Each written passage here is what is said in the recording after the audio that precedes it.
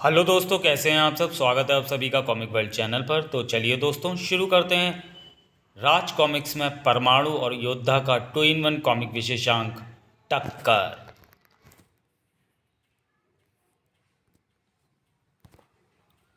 इस कॉमिक्स के पृष्ठों को सावधानी से खोलिएगा क्योंकि इन पृष्ठों पर हो रही है वंडरमैन परमाणु और शक्तिमान योद्धा की जोरदार टक्कर।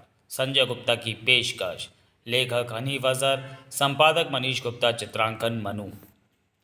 ब्रह्मांड, जिसके अनंत क्षेत्रफल में हर पल कुछ न कुछ घटता रहता है। यूं तो ज़्यादातर घटनाएं ब्रह्मांड के घने अंधेरे में ही विलीन होकर रह जाती हैं, लेकिन कुछ वहां की सीमाओं को लांघकर पृथ्वी की तरफ लपलपा उठती हैं, ठीक आज की तरह।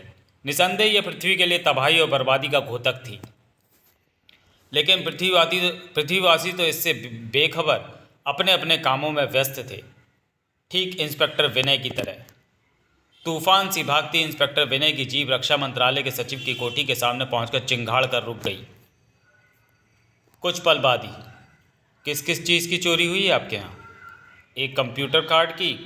कमाल की बात यह है कि वह कार्ड उस सामने वाली सेफ में रखा था। उस चोर ने कंप्यूटर कार्ड के अलावा किसी चीज़ को छुआ तक नहीं। चोर के बारे में आप कुछ बता सकते हैं? एकदम अनोखा था वह। मैंने ऐसा चोर अपनी ज़िंदगी में नहीं देखा। वो उधर उस खिड़की से उड़ता हुआ हवा की तरह मेरे कमरे में दाखिल हुआ और मुझ पर घन सा वार कर मुझे बेहोश करके वह कंप्यूटर कार्ड ले उड़ा। बुरी तरह चिहुका इंस्पेक्टर विनय। वह चोर उड़ता हुआ आया था? जी हाँ, मैंने अपनी इन खुली आंखों से देखा। वह सुपरमैन की तरह उड़ता हुआ ही मेरे कमरे में दाखिल हुआ था। ओह, उसका हुलिया वगैरह?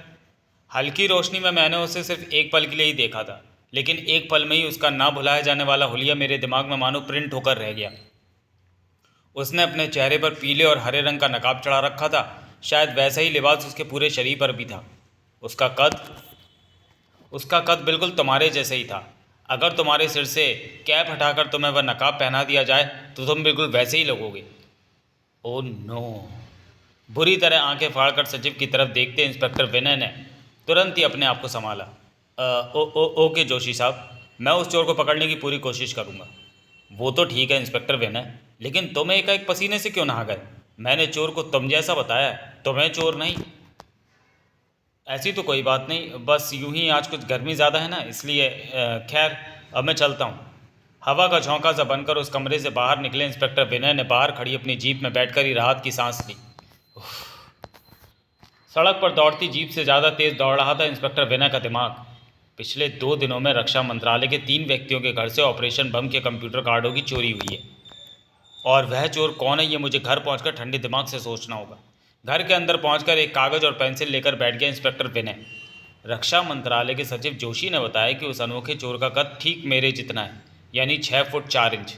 इसके चेहरे पर, शरीर पर पीला और हरे रंग का नकाब है, जिसकी पुष्टि जोशी के साथ साथ अपर सचिव खन्ना ने भी की थी। वह हवा में उड़ता है और रक्षा मंत्रालय के अध्यक्ष ने बताया था कि उसकी कमर में एक बेल्ट बंधी हुई है जिससे वह ऐसी किरणों को छोड़ता है जिससे चोर ने उन्हें अच्छी तरह बांध दिया था। ये मैंने इसकी कमर पर बेल्ट भी बना था। ओह नहीं! इसी के साथ मारे हैरत के इंस्पेक्टर विनय के शरीर पर चींटियां सी रेंगने लगी। आश्चर्य से फटे मुंह से निकले कुछ ही शब्द, ये तो परमाणु है। अपनी इस बात पर बिना मुस्कुराए बिना ना रह सका। Oh shit! ये क्या सोचने लगा मैं ही परमाणु और मैं ही इंस्पेक्टर विनय। अगर मैं वह चोरी करता तो क्या मुझे पता नहीं होता?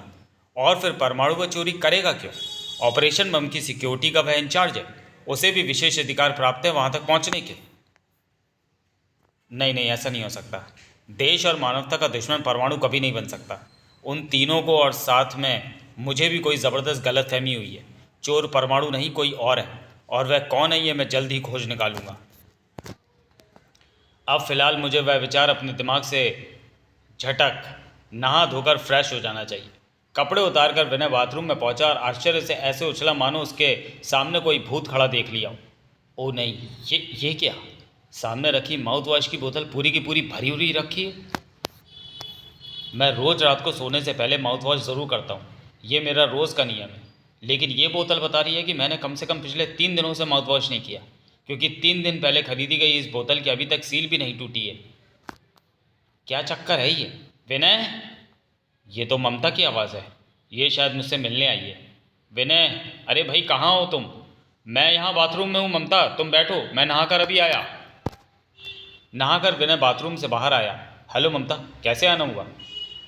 आई तो थी मैं शहर में हुई 3 रहस्यमयी चोरियों के बारे में तुमसे पूछताछ करने, लेकिन कुछ पूछने से पहले मैं तुम्हें एक सलाह दे दूं कि अपने कानों की मैल साफ करवाओ, क्योंकि ना तो अभी तुम्हें विनय के रूप में मेरी पुकार सुनाई दी, और ना ही कल रात उस समय जब तुम परमाणु बनकर ना जाने कहाँ उड़े चले जा रहे थे। कल रात में परमाणु के रूप में? तुम्हें ज़रूर कोई गलतफहमी हुई है ममता। मुझे अच्छी तरह याद है कि मैं 3 रातों को परमाणु क्या विनय के रूप में भी घर से बाहर नहीं निकला, क्योंकि इन 3 दिनों में खूब लंबी तान कर सोता रहा हूँ। क्या बात कर रहे हो? वह तुम ही थे, मैंने तुम्हारी वीडियो कवरेज भी की थी। संयोग से वह कैसेट मेरे बैग में ही मौजूद है। वीसीआर टीवी कहाँ है? मैं तुम्हें दिखाती हूँ। ये देखो, ये तुम ही हो ना? 100%। लेकिन मुझे याद नहीं आ रहा कि मैं कल रात परमाणु बनकर निकला था। एक मिनट, ये कवरेज तुमने कहाँ की?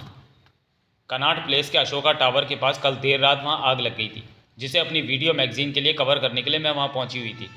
कनॉट प्लेस के अशोका टावर के पास? ओ माय गॉड, वहाँ से 2 ब्लॉक दूरी तो रक्षा मंत्रालय के सचिव जोशी की कोठी है। क्या हुआ विनय? क्या मतलब हुआ इसका? विनय तेजी से ममता को मतलब समझाता चला गया। सब कुछ सुनकर ममता विनय को यूं देखती रह गई जैसे वह चांद से उतरा प्राणी हो। नहीं विनय, नहीं, ये नहीं हो सकता। तुम वह चोर नहीं हो सकते। अब तक तो मैं भी यही समझता था ममता, लेकिन तुम्हारी कवरेज साबित करती है कि कहीं ना कहीं गड़बड़ ज़रूर है। हाँ, गड़बड़ तो ज़रूर हो सकती है, लेकिन तुम चिंता मत करो, हम इस गड़बड़ के बारे में जल्द ही पता करके रहेंगे। काश प्रोफेसर साहब साइंस कॉन्फ्रेंस में भाग लेने के लिए बम्बई ना गए होते, तो ऐसे समय पर वह हमारी काफ़ी सहायता करते। नेवर माइंड विनय, मैं हूँ ना, मैं तुम्हारी हर संभव सहायता करूँगी। अब तुम रिलैक्स हो जाओ, मैं चलती हूँ। कुछ ही घंटों बाद वापस लौटकर तुमसे मिलूंगी। तुरंत ही वहाँ से रवाना हुई ममता।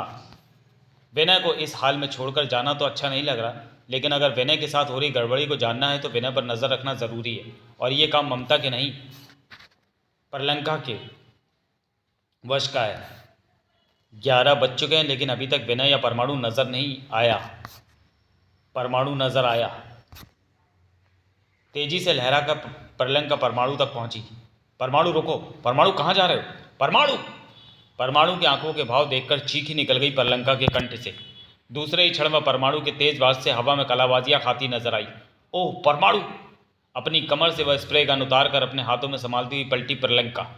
ऐसी ही किसी स्थिति से निपटने के लिए इस क्लोरोफॉर्म स्प्रे गन के साथ तैयार होकर आई थी मैं। फिर जमीन की तरफ लहरा उठे परमाणु के बेहोश शरीर को परलंका ने अपनी बाहों में संभाला और उसे लेकर एक तरफ उड़ चली। ऐसी स्थिति से निपटने के लिए मैंने और भी कई उपाय कर रखे हैं, जिनमें से एक ये है। परमाणु को अच्छी तरह मोटी जंजीरों से जकड़ दिया परलंका ने। कुछ देर बाद जब परमाणु को होश आया तो, परमाणु, शुक्र है तुम्हें होश आ गया परमाणु, मैं तुम्हारी साथी परलंका तुम्हारे सामने खड़ी हूँ। इधर सामने मेरी तरफ देखो परमाणु। परलंका की तरफ क्या देखता परमाणु? वह तो आग्नेय नेत्रों से अपने बंधनों को देख रहा था। उसके मुंह से झागों के साथ निकल रही थी गुर्राहट। दूसरे ही पल परमाणु के जबड़े भिजते चले गए। उसके शरीर की एक एक नस फूलती चली गई, और ये सब इस बात का प्रमाण थी कि परमाणु अपने बंधनों को तोड़ डालने में प्रयासरत हो गया था। ऐसी स्थिति में परलंका का चिंतित हो जाना लाजमी ही था। मैंने परमाणु को ये सोचकर इन जंजीरों में बांधा था कि साधारण अवस्था में परमाणु इन जंजीरों को नहीं तोड़ सकता, लेकिन मैं उस समय भूल गई थी कि परमाणु साधारण अवस्था में नहीं, लेकिन इसकी यह हालत हुई कैसे? सहसा कुछ याद करके चौंकी परलंका। कहीं परमाणु के दिमाग पर किसी ने कब्जा तो नहीं कर रखा? हाँ, बिल्कुल यही बात है। और इस अवस्था में लग रहा है कि परमाणु में 10 हाथियों का बल आ गया है, इसलिए मुझे नहीं लगता कि ये जंजीरों से ज़्यादा देर तक कैद में रख पाएंगी। ओह, इन जंजीरों की कड़ियाँ टूटने लगी। अब परमाणु जल्दी इन बंधनों को तोड़ डालेगा। मुझे परमाणु को होश में लाने के लिए जल्दी ही कुछ ना कुछ सोचना होगा, वरना ये छूट जाने के बाद मेरे लिए भी घातक सिद्ध हो सकता है। लेकिन मैं करूँ तो क्या करूँ? आया दिमाग में। परमाणु का दिमाग उसके कंट्रोल में नहीं है। उसे सामान्य करने के लिए इलेक्ट्रिक करंट का झटका देना ज़रूरी है, और उसके लिए ये एकदम ठीक रहेगा। खट! करंट उगलती तार को लैंप से अलग करके परलंका ने उसे परमाणु को छुआ दिया। इसी के साथ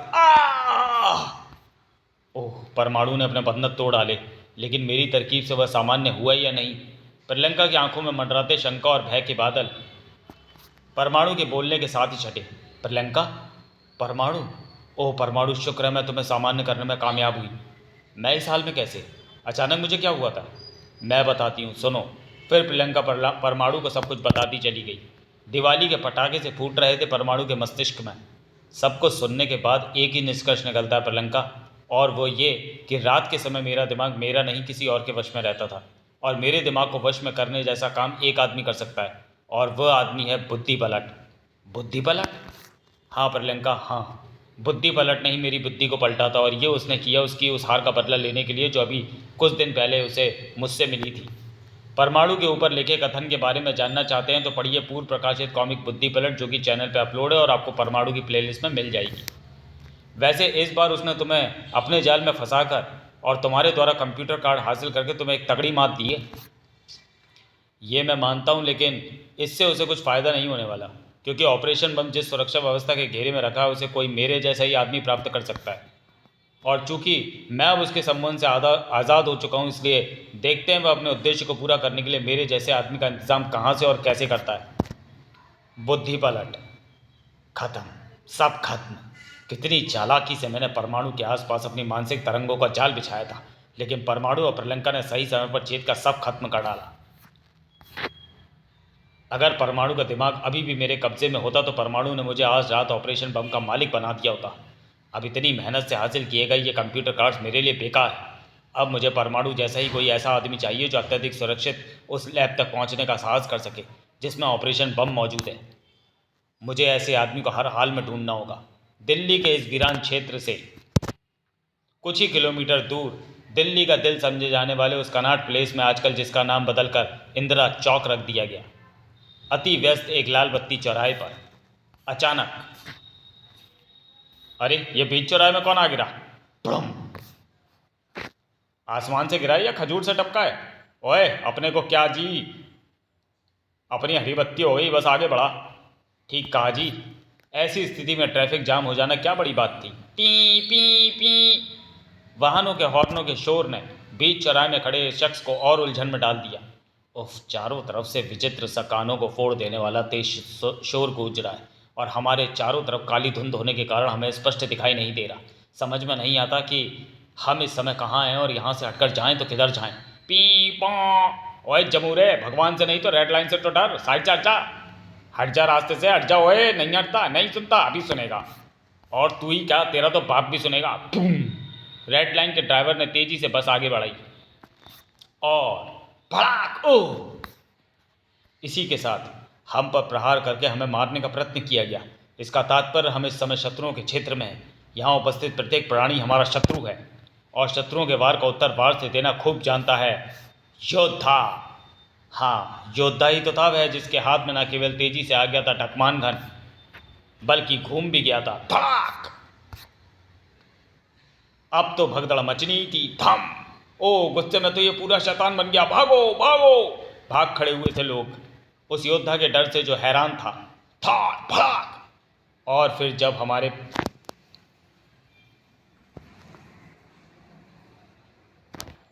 ये हमें क्या हुआ?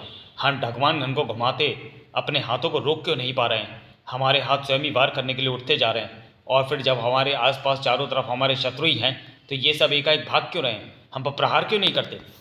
ओह, हम पर प्रहार करने के लिए वाहन हमारी तरफ बढ़ रहे हैं। कुचल डालो इसे। ठाक ठाक! पर्वत कुचले जा सकते हैं दुष्टों, लेकिन योद्धा नहीं। आओ आ!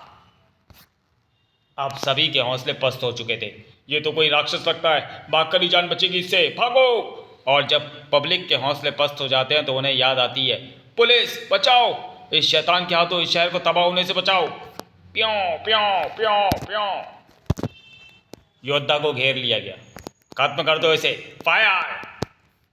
दूसरे ही क्षण गोलियां तो सैकड़ों बरसी, लेकिन योद्धा ने एक को भी अपने पास तक नहीं पहुंचने दिया। टनाक! और फिर बारूद के खेल के हम भी शातिर खिलाड़ी हैं। टाक टाक! ये दूसरी बात ही कि हमारा उद्देश्य तुम्हारी तरह किसी के प्राण लेना नहीं है।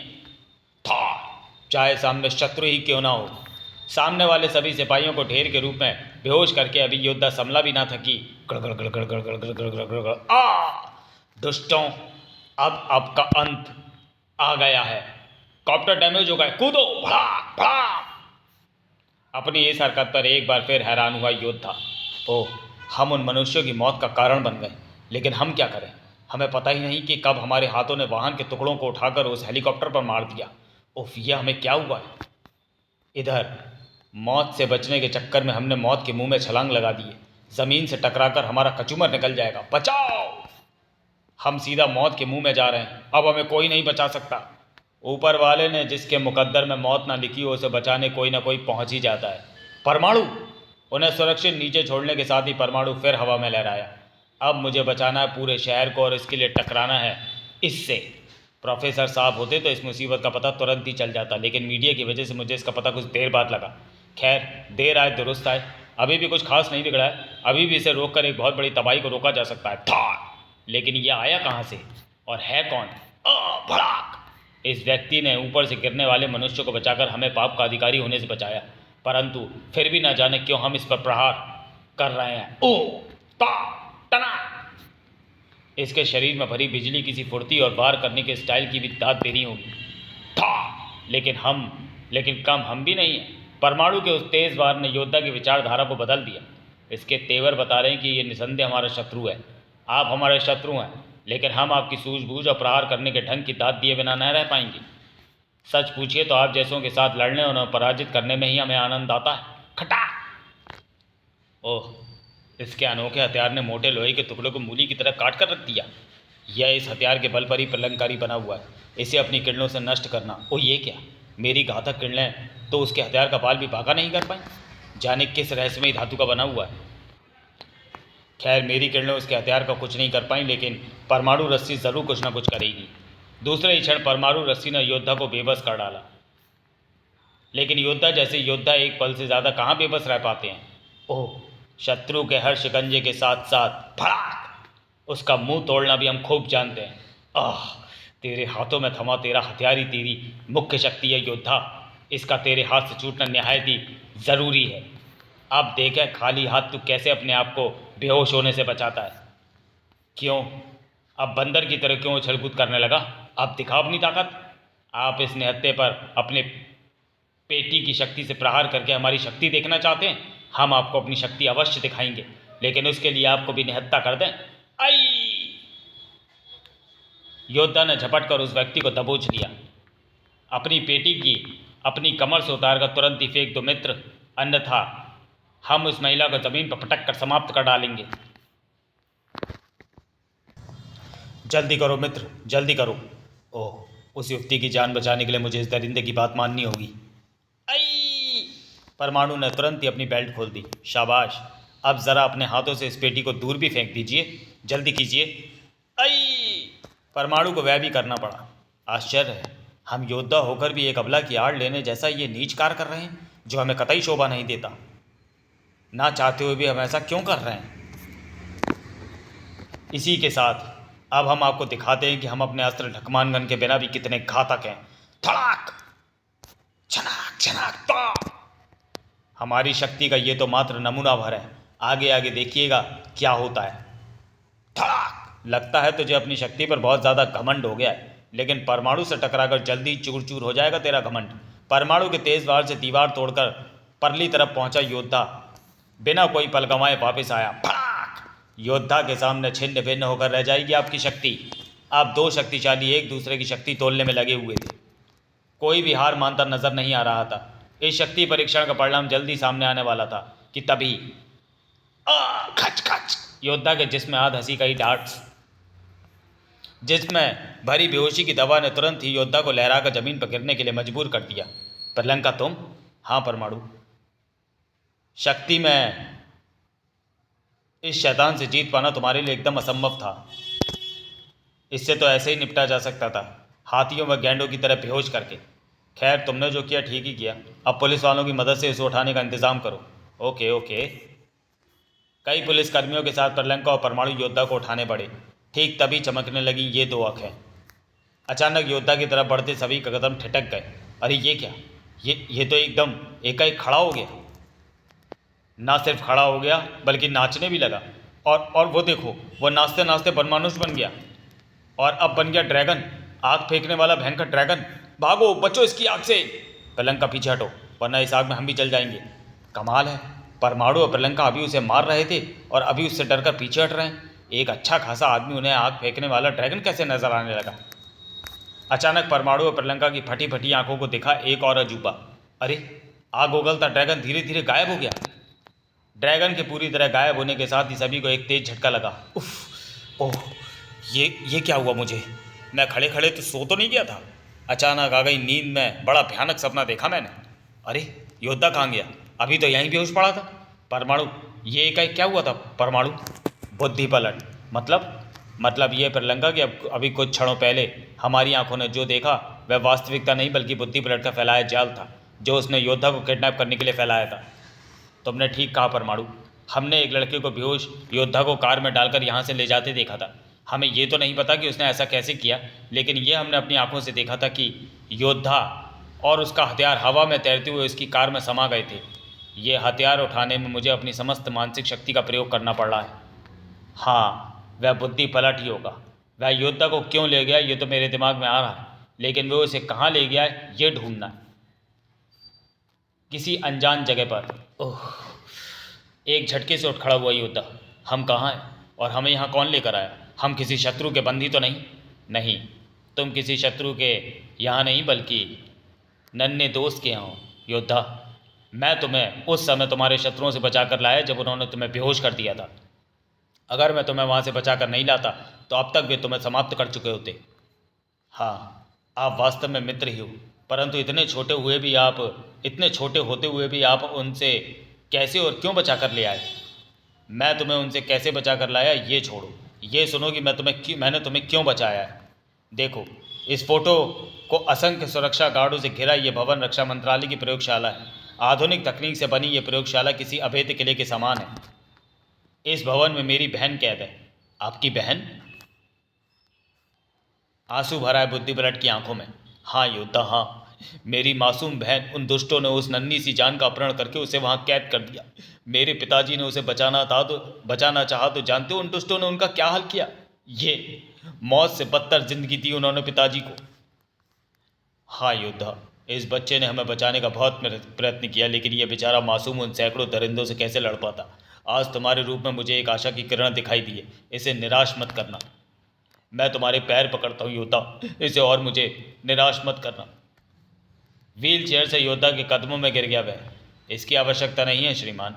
आपके पुत्र ने हमें शत्रुओं से बचाकर हम पर बहुत बड़ा एहसान किया। इसके बदले आपने तो मात्र हमसे मदद मांगी है। अगर प्राण भी मांगे होते तो हम उन्हें भी हंसते हंसते दे देते। आप चिंता ना करें मित्र, हम आपको वचन देते हैं कि शत्रुओं की कैद से हम आपकी बहन को छुड़ाकर अवश्य लाएंगे। जिस प्रयोगशाला में आपकी बहन बंदी है वह कितने ही अवैध सही, लेकिन हमसे टकराकर चूर चूर हो जाएगी। सिंह की बात ही दहाड़ता हुआ योद्धा वहां से बाहर निकल गया, इस बात से बेखबर कि वह एक मुसीबत को अपने साथ लिए जा रहा है। उसके जाने के कुछ देर बाद ही जवाब नहीं तेरा ब्रेनू, सचमुच जवाब नहीं। इतने शक्तिशाली योद्धा को तूने सिर्फ इतने छोटे से दिमाग से जीत लिया।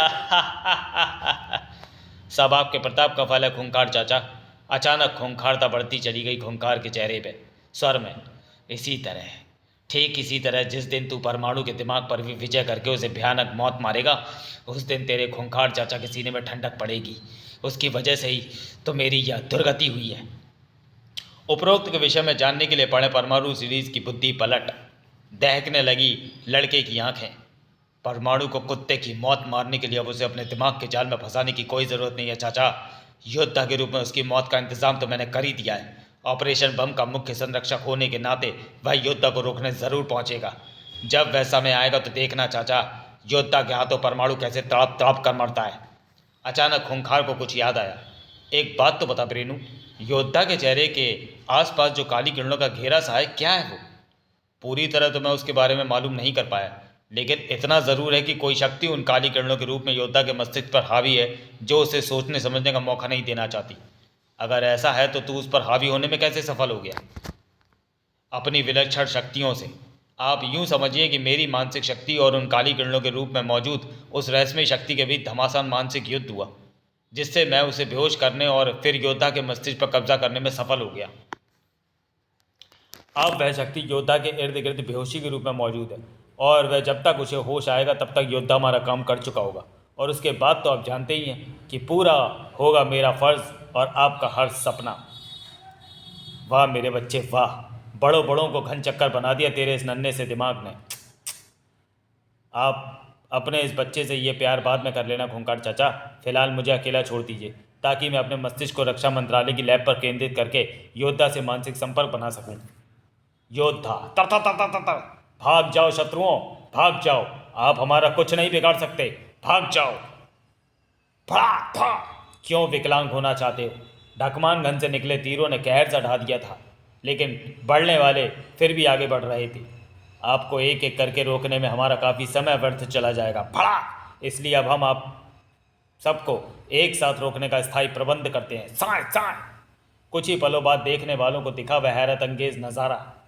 हमने अपने और आपके बीच वाले रास्ते पर बारूद से भरे तीर बिछा दिए हैं। रास्ते पर तिल रखने तक की जगह नहीं है, इसलिए इस रास्ते को पार करके अब जो भी हम तक पहुंचना चाहे पहुंच सकता है। लेकिन ध्यान रहे, जिसका भी पांव बारूद भरे तीरों से जरा भी छू गया उसके शरीर के चीथड़े उड़ जाएंगे।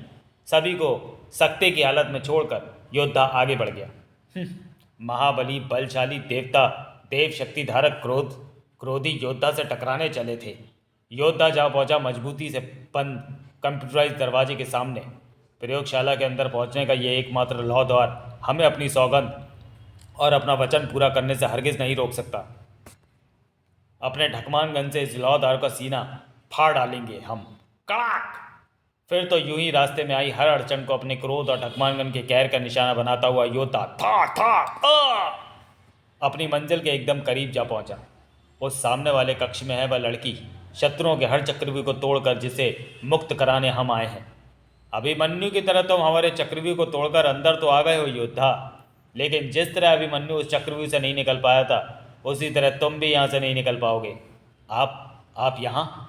हम तो आपको अच्छी प्रवृत्ति वाला मनुष्य समझ रहे थे, लेकिन आपने एक मासूम बच्ची को बंदी बनाने वालों का साथ देकर यह प्रमाणित कर दिया कि आप भी दूसरों की तरह बुरे हैं, और आप जैसे बुरे आदमियों को अपने रास्ते से हटाना हमारा परम कर्तव्य है। शिश।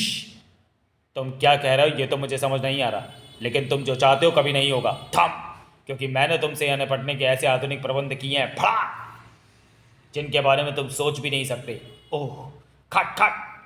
कहो पहलवान, कैसी रही? बहुत अच्छी मित्र, लेकिन अगर आप ये सोच रहे हैं कि इन प्रबंधों से आप योद्धा को रोकने में सफल हो जाओगे तो ये आपकी बहुत बड़ी भूल है। कड़ाक। समझे? फड़ाक। उफ, शक्ति का ऐसा अनोखा नमूना मैंने पहले न कभी देखा ना सुना। ठक। लेकिन ये अपनी शक्ति से शायद ही इन मजबूत जंजीरों को तोड़ने में सफल हो पाए। खटाखट। एक और धोखा, लेकिन ये भी हमें बंदी बनाकर नहीं रख पाएगा। कड़ाक। अब हम आपको कोई अन्य चतुराई दिखाने का अवसर कतई नहीं देंगे। ओह था। ओह, इन जंजीरों से आप हमें बांधना चाहते थे ना, अब हम आपको बांधेंगे। ओह, और फिर देंगे हम आपको एक भयानक मौत जल्द ही। आप जैसे शैतान मनुष्यों को जीवित रहने का कोई अधिकार नहीं है, इसलिए हे परमाणु, मरने के लिए तैयार हो जाओ। इसके तेवर बता रहे हैं कि अब ये मुझे नहीं छोड़ेगा। इसका ढकमान गन तेजी से घूम कर आया नहीं कि मेरी आत्मा परमात्मा के पास पहुंची नहीं। अरे ये क्या हुआ? वार करने के लिए उठा योद्धा का ढकमान घन एकाएक उसके हाथ से क्यों छूट गया, और एकाएक वह अत्यधिक पीड़ा से क्यों चीखने लगा? और ये क्या हो रहा है? उसके चेहरे के इर्द गिर्द जमा हुई काली धुंध उसके चेहरे से हटकर नीचे की तरफ जा रही है। और ले रही है एक इंसानी नहीं शैतानी रूप। हा हा हा हा हा हा हा। इधर बुड्ढी पर अटको लगा एक तेज झटका। क्या हुआ प्रेनू, तो इस तरह क्यों चौंका? सब गड़बड़ हो गई खूंखार चाचा, योद्धा का मस्तिष्क मेरी मानसिक तरंगों के जाल से निकल गया। ओह, लेकिन ऐसा हुआ कैसे? योद्धा के चेहरे के इर्द गिर्द मौजूद शक्ति मेरी सोच से पहले ही होश में आ गई। ओह, अब क्या होगा? इसका मतलब हमारे हर मंसूबे पर पानी फिर गया। जबड़े भिज गए उसके। नहीं खूंखार चाचा नहीं, सफलता के इतने नज़दीक पहुंचकर हार नहीं मानेगा आपका बच्चा। आपका हर मंसूबा पूरा होगा, हर हाल में होगा। लड़के की आंखों में शोले दहक रहे थे, जबकि यहाँ हम कहाँ हैं और आप कौन हैं? हा हा हा हा हा। तो इस समय पृथ्वी पर है योद्धा, लेकिन मैं पृथ्वी का नहीं काल लोक का शैतान करू हूँ, उस काल देव का सेवक जिसके विनाश के कारण तुम हो। अपने स्वामी के विनाश का तुमसे बदला लेने के लिए मैं तुम्हारे साथ यहाँ आया हूँ। आप हमारे साथ आए हैं? कैसे? कब? उस समय जब तुम देवलोक को धूमकेतु की टक्कर से बचाने के लिए गए थे, जब तुम धूमकेतु नष्ट कर रहे थे, तब अदृश्य रूप में मैं वहीं था। फड़ाक! यही है मेरे स्वामी के विनाश का जिम्मेदार। मैं इसे तड़पा तड़पा कर मारूंगा। अपनी शक्तियों से अदृश्य काली धुंध के रूप में बदलकर धीरे धीरे इसके मस्तिष्क पर कब्जा करके मैं इसे ऐसे कार्य करने के लिए विवश करूंगा जिसके बारे में इसने कभी सोचा भी ना हो। काली धुंध के रूप में मैं तुम्हारे चेहरे के आसपास छा गया। फिर तुम देवलोक से अपने पिता की आज्ञा लेकर वापस पृथ्वीलोक चल दिए। काली धुंध के रूप में मैं तब भी तुम्हारे साथ था। उपरोक्त सभी घटनाओं को जानने के लिए पढ़िए योद्धा सीरीज का मौत देगा योद्धा, माँ कसम व योद्धा की चीख नामक रोमांचक कॉमिक। ये कॉमिक्स हैं, शायद अभी तक चैनल पे अपलोड नहीं है, लेकिन जल्दी अपलोड कर दी जाएंगी। तुम्हारा मस्तिष्क मेरे अधिकार में आ चुका था, इसलिए तुम दिशा भ्रमित हो गए और राजनगर की जगह इस नगर में उतर गए, और मैंने तुमसे मनचाहा कार्य यानी तबाही मचवानी शुरू कर दी। ओह, तो हम आपके कारण वह काम करते रहे जो हमारे व्यक्तित्व व कार्यशैली से कतई मेल नहीं खाते थे। हाँ, और मैं अभी तुमसे ना जाने क्या क्या करवाता अगर किसी अन्य शक्ति ने एकाएक मुझ पर प्रहार करके मुझे अचेत करके तुम्हारे मस्तिष्क को अपने काबू में न ले लिया होता। हमारे मस्तिष्क से किसी और शक्ति ने भी खिलवाड़ किया। किसने? ये मुझे नहीं पता, लेकिन इतना ज़रूर पता है कि उसी शक्ति के प्रभाव के कारण तुम इस समय यहाँ मौजूद हो।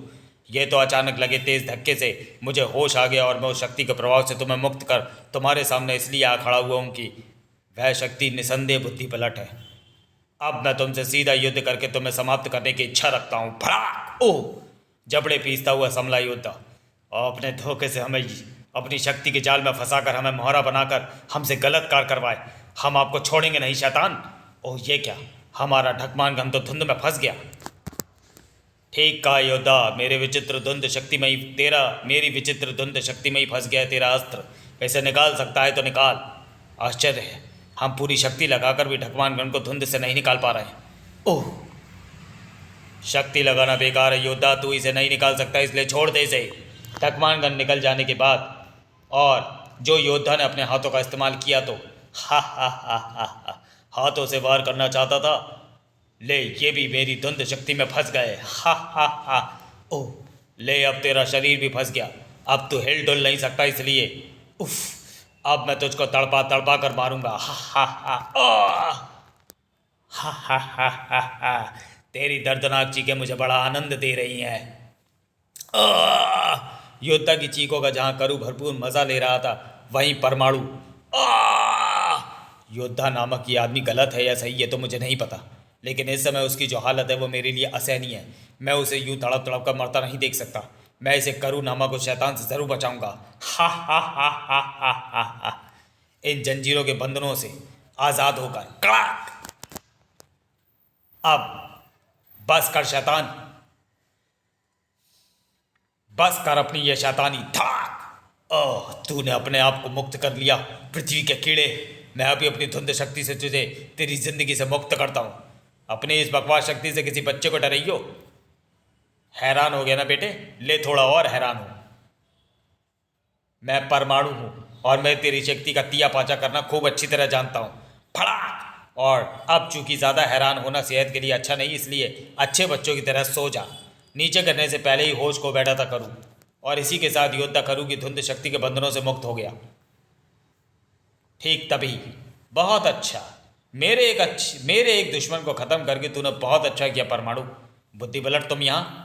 हाँ परमाणु, ऑपरेशन बम को हासिल करने मुझे खुद यहाँ आना पड़ा। अब चूंकि मैं मंजिल के एकदम पास खड़ा हूँ तो मैं उसे लेकर ही जाऊँगा। ओह, तो इसका मतलब तुम ऑपरेशन बम का गलत इस्तेमाल करना चाहते हो। लेकिन चूंकि तुम मेरी राह के सबसे बड़े रोड़े हो, इसलिए मैं सबसे पहले तुम्हें ही अपने रास्ते से हटा।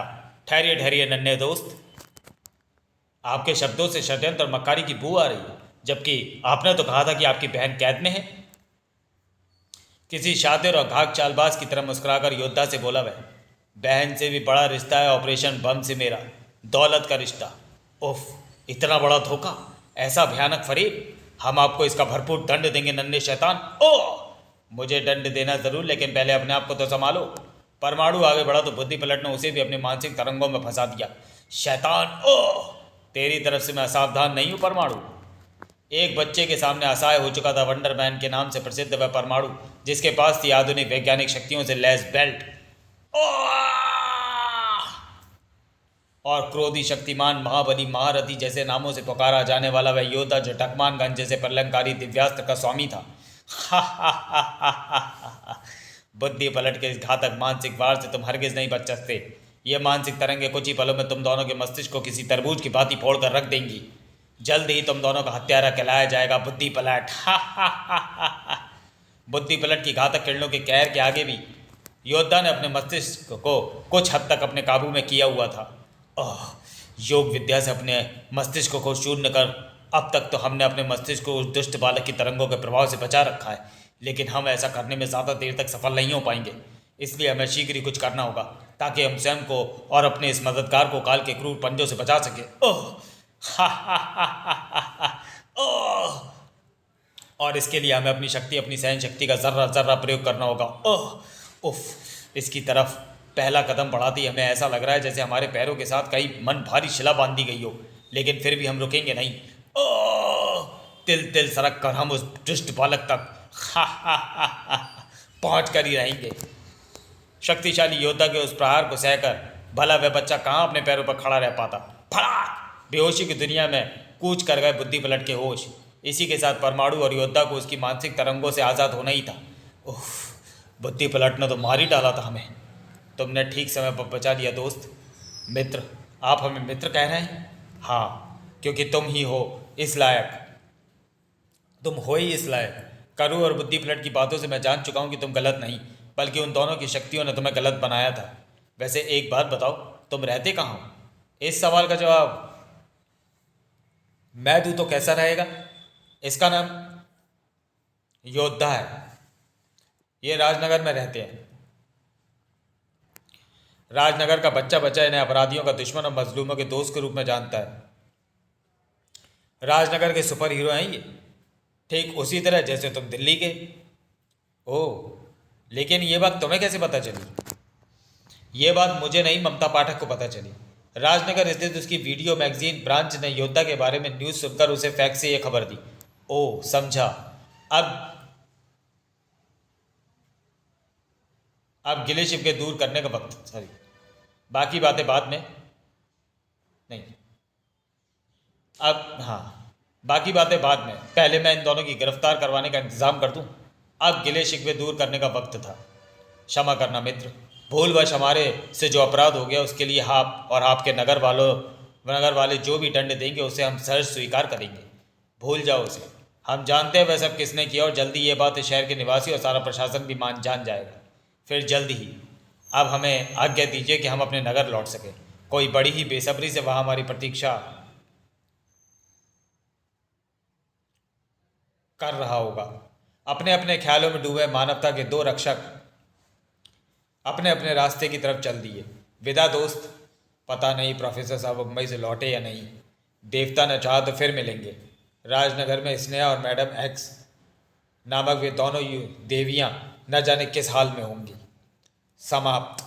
तो चलिए दोस्तों, वीडियो को यहीं समाप्त करते हैं और मिलते हैं परमाणु सीरीज की किसी अगली कॉमिक्स में अगले वीडियो में। तब तक के लिए धन्यवाद।